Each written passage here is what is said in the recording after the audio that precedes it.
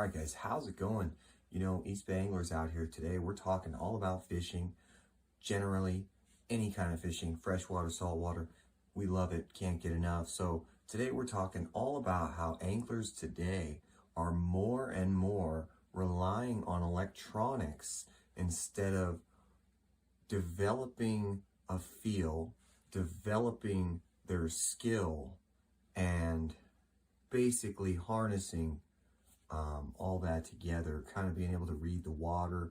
All those things are kind of giving way now to the electronics. People are running by with, different electronics, and they're basically getting a depth, and they're getting a very detailed readout of what's under the water. And just in general, we've had some upgrades just recently, and it's at the point where I think it's quite ridiculous, but for the most part, though, one of the worst things is, as an angler develops, he's going to develop a feel for each type of lure.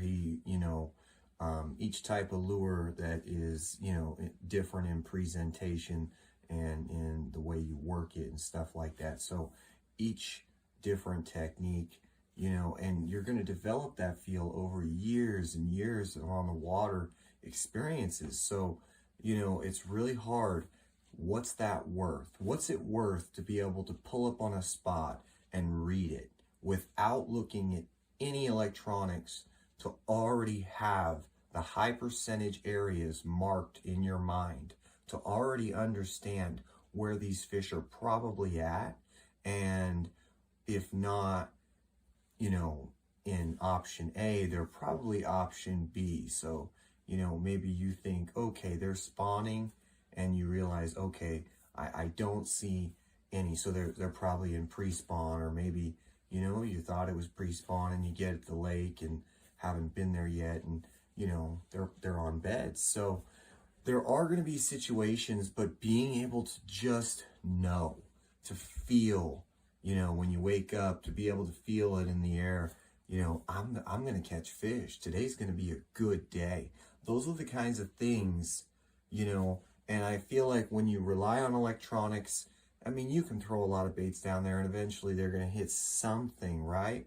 Eventually you're going to, but that's not it, for somebody who doesn't have a fish finder, who doesn't know what's under him, but he's so confident because he understands basically the way everything works, the ecosystem, the spawn, and, the way the bass relates to things, structure, and what it's feeding on in that particular body of water.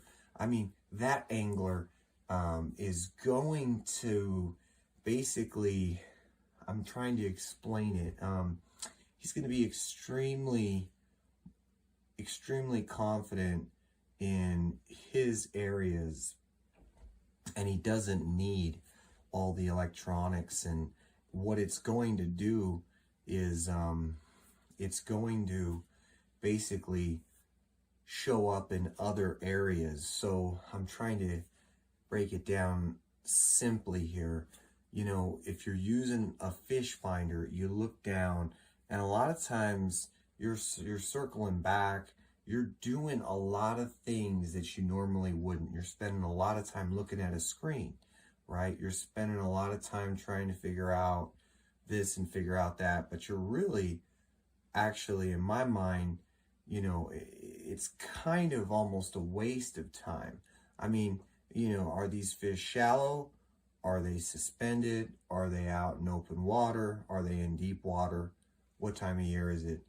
It's pretty obvious, but I feel like a lot of people are relying on the fish finder more and more, and it's been talked about by a lot of people.